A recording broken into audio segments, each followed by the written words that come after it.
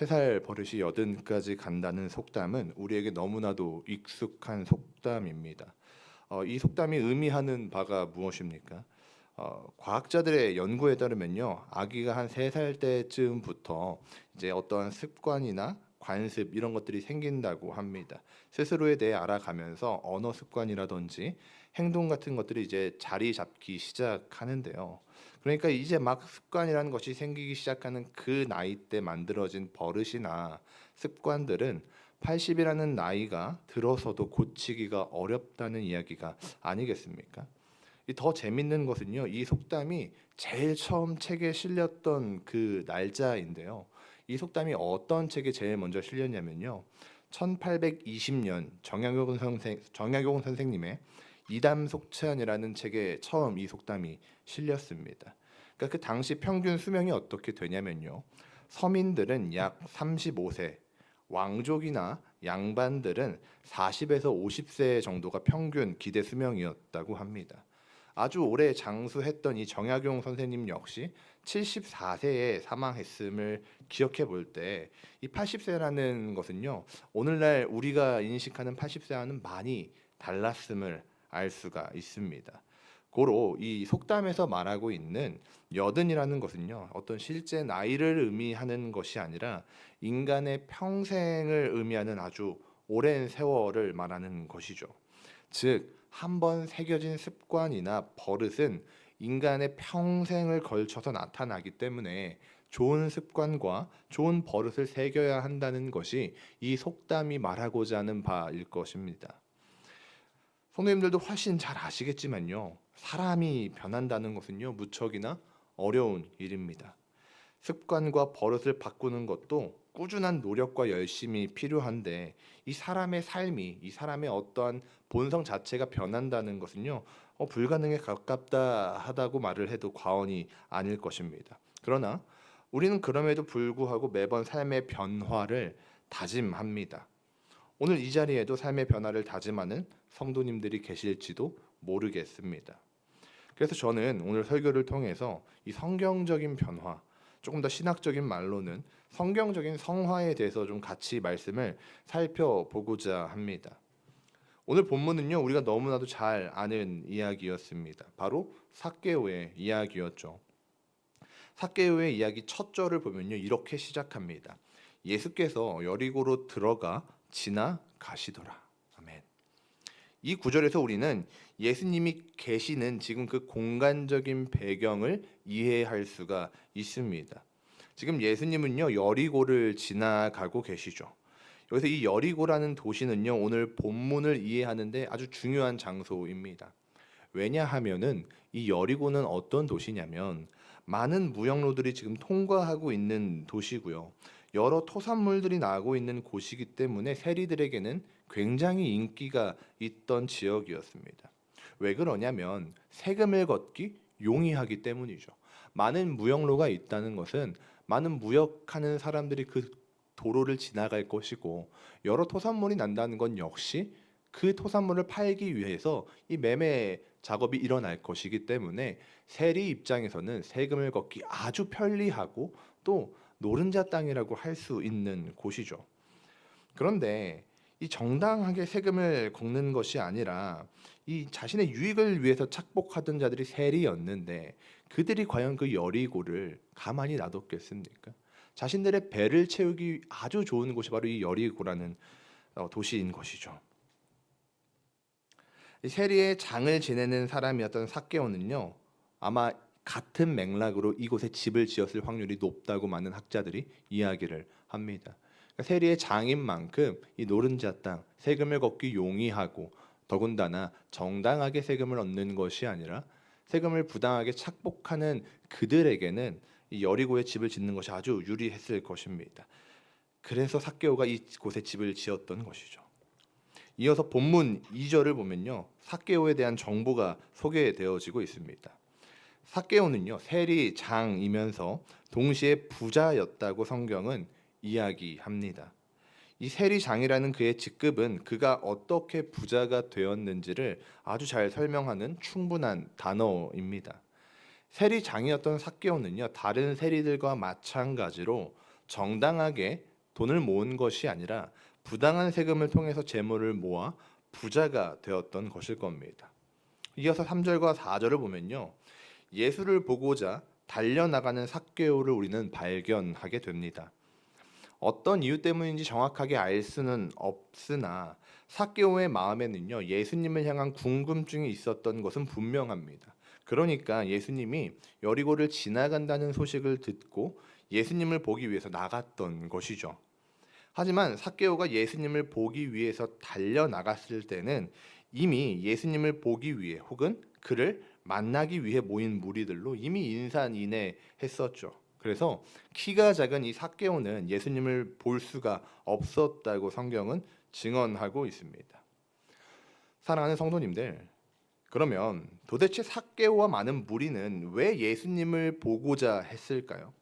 그 이유는 당연히 예수님에 대한 어떤 소문들 때문이었을 겁니다.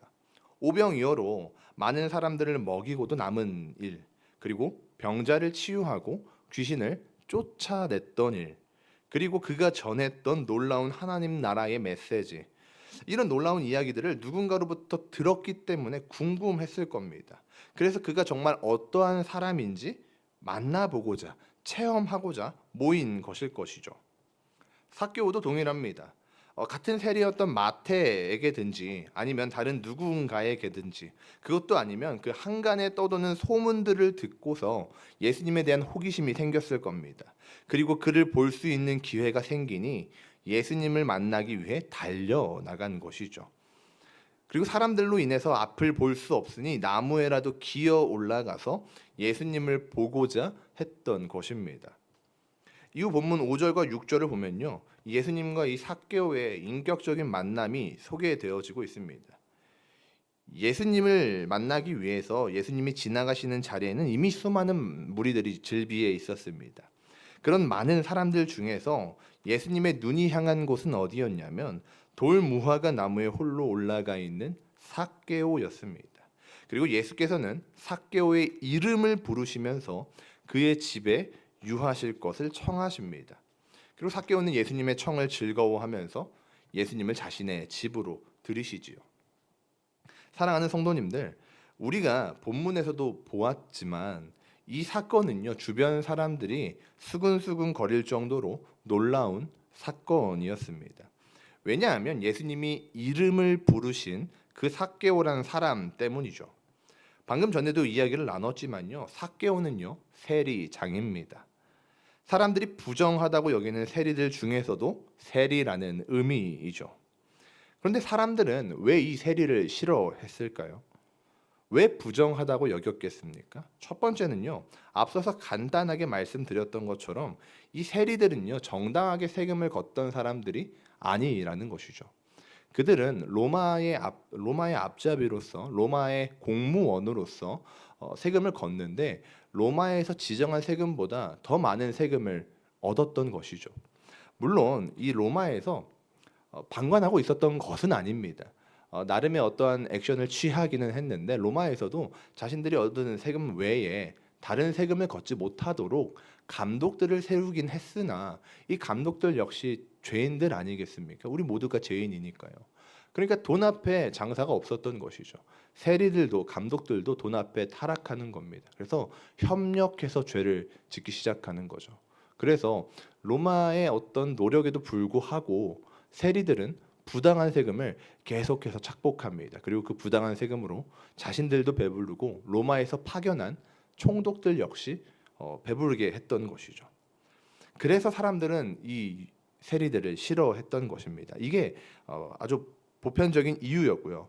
두 번째는요, 이 세리들은요, 업무상 이교도들과 자주 왕래를 할 수밖에 없던 위치에 있었습니다.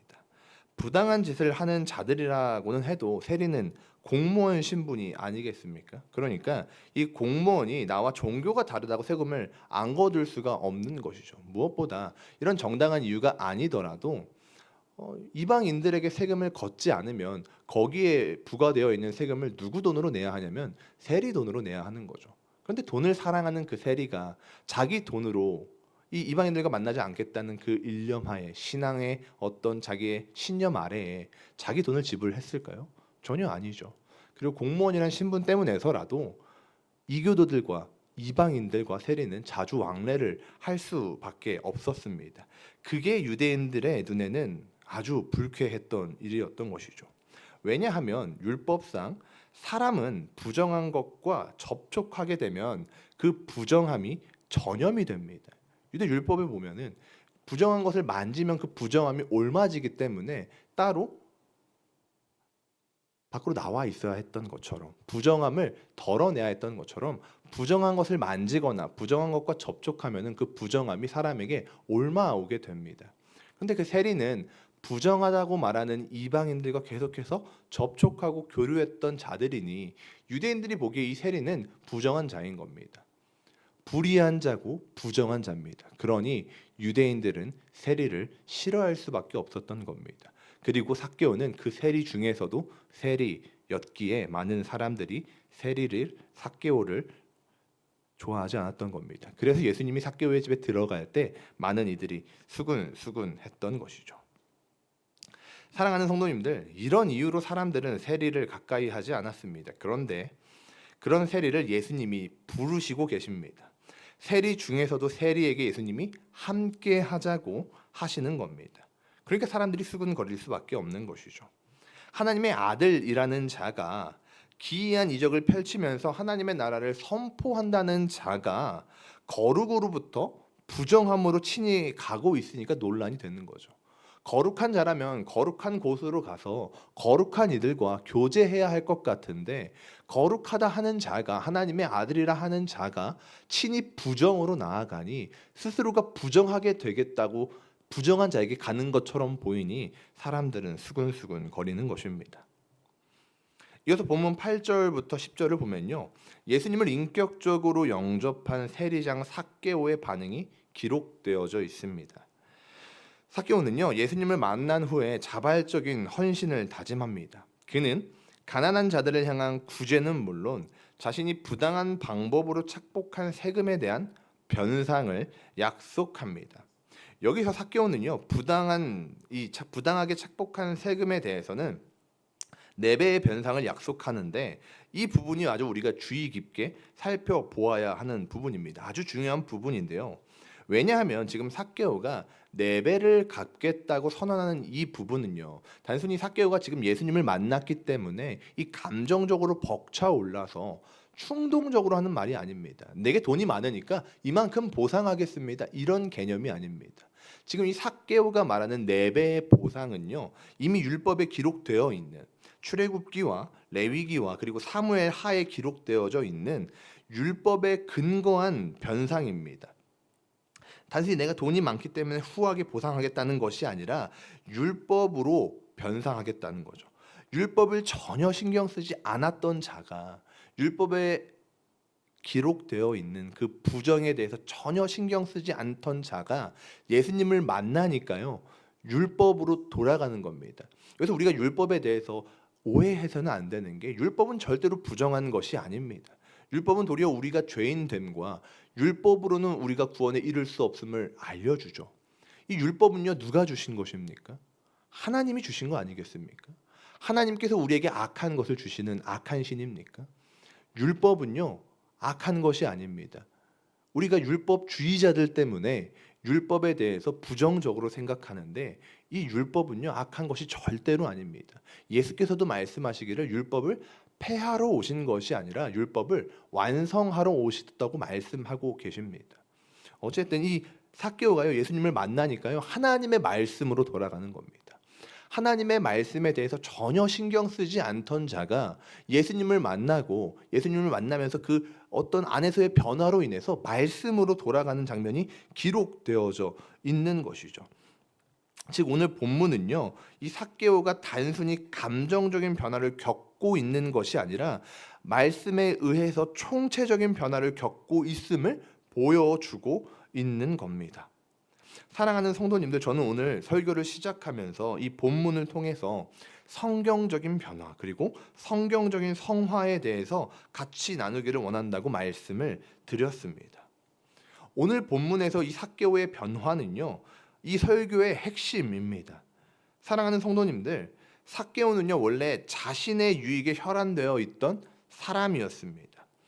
사람들이 힘들든지 내가 아닌 다른 누군가가 힘들든지 힘들지 않던지 자신이 부를 얻는다면요 다른 거는 신경 쓰지 않던 사람이죠. 그러니까 부당하게 세금을 착복할 수 있던 겁니다.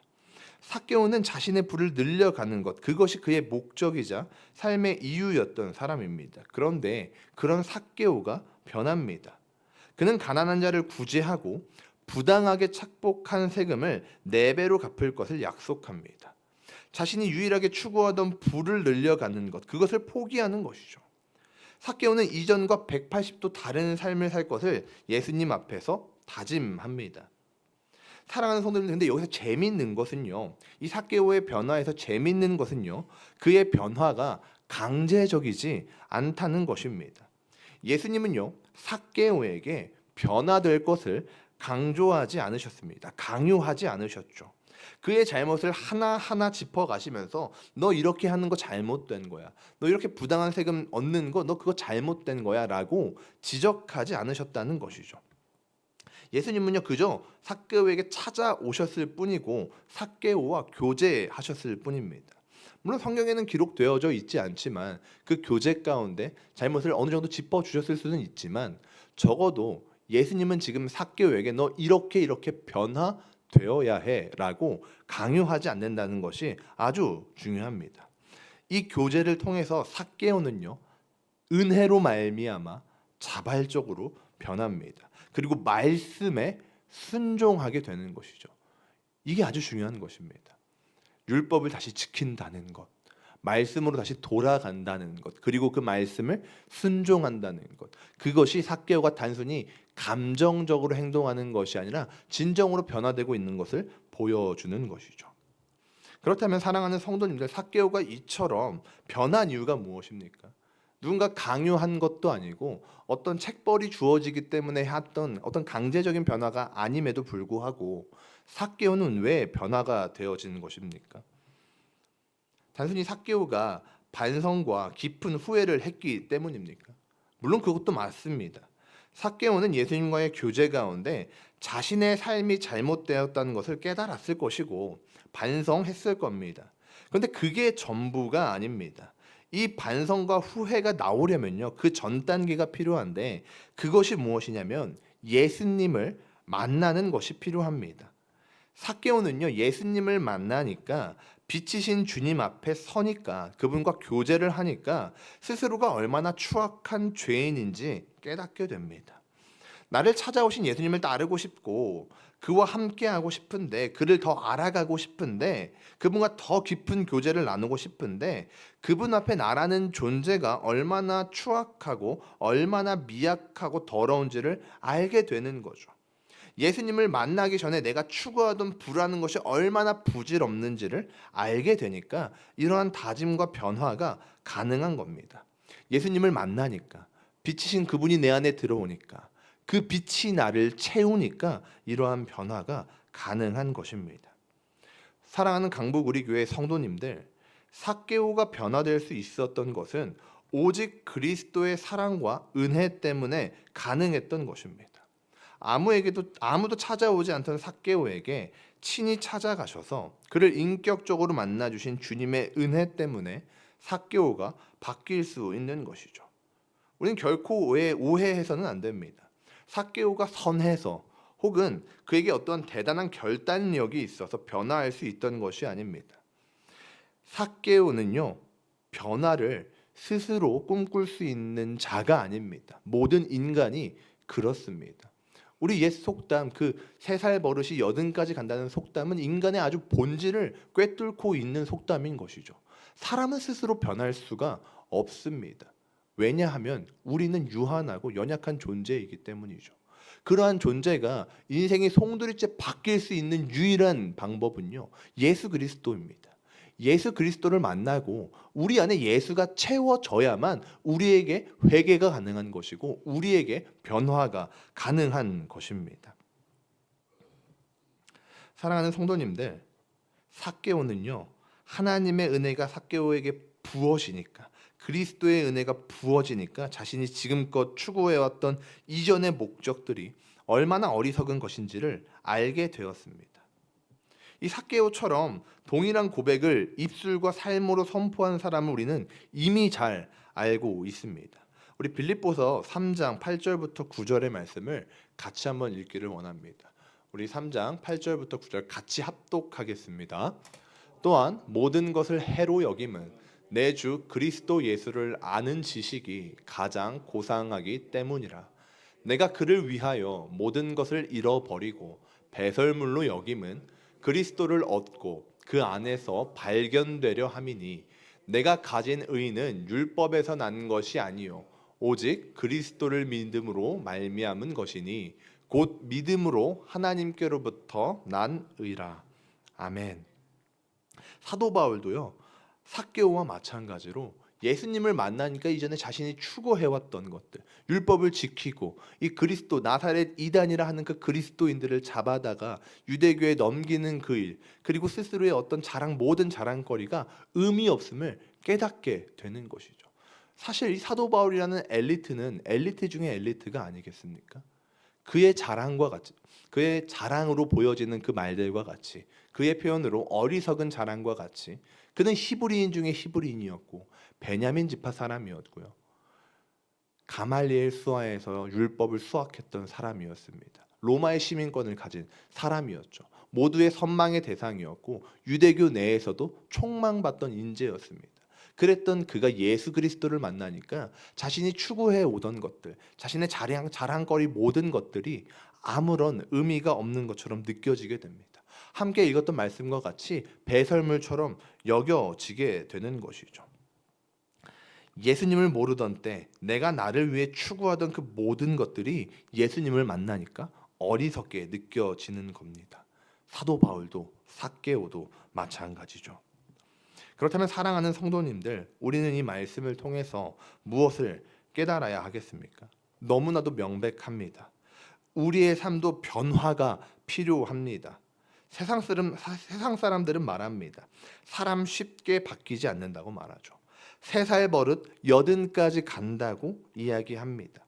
그 말이 틀렸다고만 할 수는 없겠지만 우리는 사람의 인생이 송두리째 바뀔 수 있다는 것을 성경을 통해서 그리고 우리의 삶을 통해서 이미 여러 번 보았습니다.